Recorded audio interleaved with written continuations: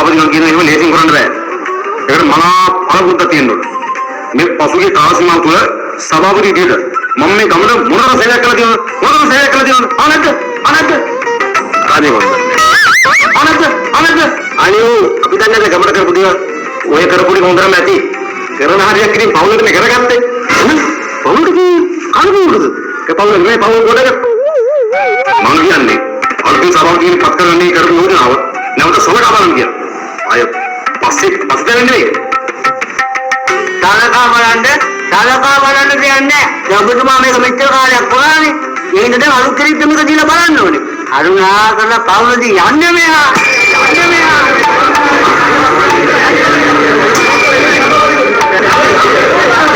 හරි. එහෙනම් ඒක අවසන් දෙන්නේ. හොඳයි. බලන්න.